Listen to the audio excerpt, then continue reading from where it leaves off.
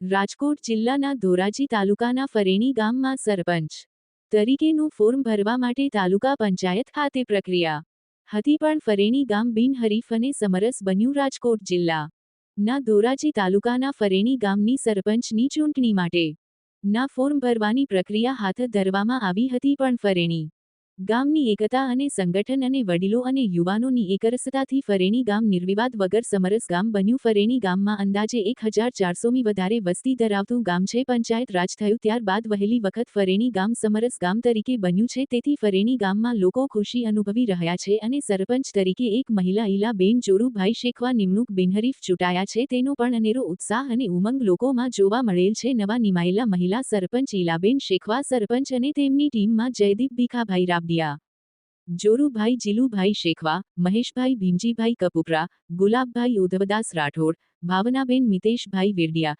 શ્વેતાબેન ગાડુભાઈ વિરડિયા, મનીષાબેન કાંતિભાઈ રાબડિયા અને ફરેણી ગામના યુવાનો, સરકારી ક્ષેત્ર આગેવાનો દરેક જ્ઞાતિજનોની એકતા અને સહયોગથી સમરસ ગામ બન્યું છે અને સરકારની યોજનાઓનો તમામ લાભો થકી વિકાસ થાય તેવી નેમ અને સહકારથી ફરેણી ગામ રડિયામણું બનશે તેવો વિશ્વાસ વ્યક્ત કરવામાં આવેલ.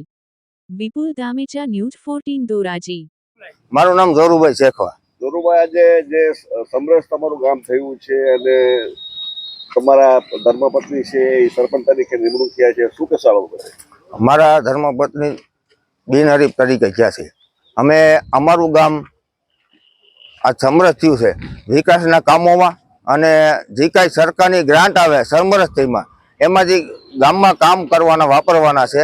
અને 29 ગામની અંદર અમે એવો પાઠ કહીએ છીએ કે આખું 29 ગામની અંદર ચૂંટણી ક્યારેય ન થાય, સમરસ ગામ થાય, અને એ અમારી વિનંતી. અમે આ 30 ગામને એવું કહેવા માંગીએ છીએ કે અમારું એવું નાનું એવું ગામ છે, એમાં કોઈ વિરોધ નથી, અને આગેવાનોની હેઠળથી અમે આ નિર્ણય કરેલો છે ગામની અંદર. તો અમે એવું માની છીએ કે આ 30 ગામની અંદર સમરસ થાય અને સરકારશ્રીના જે કાંઈ લાભો હોય એ ગામના વિકાસમાં કામ આવે. મારું નામ જમનભાઈ નરસિંહભાઈ રાબડિયા. હું ફરેણી ગામનો વતની છું. મારું ગામ ફરેણી. આજે જે ફરેણી ગામ સમરસ થયું છે, શું કહેશો? અને કેટલી જ્ઞાતિઓ છે અને કેટલા મતદારો છે, અને આ સમરસ થવાથી કેવા ફાયદાઓ અને શું ખુશી વ્યક્ત કરો છો તમે? અમારે લગભગ મોમેડિયન સિવાય તમામ જ્ઞાતિ ગામમાં છે અને સૌ હળી મળીને રહે છે. અમારી 1400-1500ની વસ્તી છે અને સમરસ થયું એમાં આખું ગામ ખૂબ રાજી છે અને છોકરા ખૂબ કામ કરે છે. વિકાસના વગર છતાંય ખૂબ કામ કર્યા છે, સામાજિક કામ કર્યા છે, ધાર્મિક કામો ખૂબ કર્યા છે અને હજી પણ કરશે એવું મને આશા છે. સમરસ પહેલી વખત થઈ? અને ના, પહેલા પંચાયતી રાજ આવ્યું ત્યાંથી લગભગ પહેલી વખત થઈ સમરસ, અને એનો અમને આખા ગામને રાજીપો છે. અનંતભાઈ નાથભાઈ શેખવા. આજ જે તમારું ફરેણી ગામ છે સમરસ થયું છે, શું કહેશો? આજ પંચાયત રાજના સ્થાપના થઈ ત્યારથી પહેલી વખત અમારું ગામ આજે સમરસ થયું છે.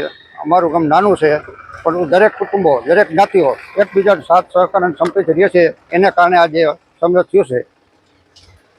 સમરસમાંથી સરકારશ્રીના જે લાભ મળે, ધારો કે યોજનાઓનો જે રકમ મળે છે એ ગામના વિકાસ માટે વાપરવાની છે. અને ગામના યુવાનો બધા નવી પેનલ, આખી નવ યુવાનો છે, બધા સંપીને કામ કરશે અને ગામનો વિકાસ કરશે એની ખાતરી છે. આજે જે સમરસ થયું છે, લાભો સમરસ થયા પછી જે સરકારના મળતા હશે, એમાં કેવો ગ્રામ્ય વિકાસનો ગામજનોનો એ બધી રકમ અમારા ગામે આખામાં એક અત્યારે ઘટે છે. સીસીટીવી કેમેરા બધા આપણે બોડીની એવી ઈચ્છા છે કે સીસીટીવી કેમેરા ગામમાં લગાડી દેવા. એ રકમમાંથી એ જ આયોજન કરવામાં આવશે.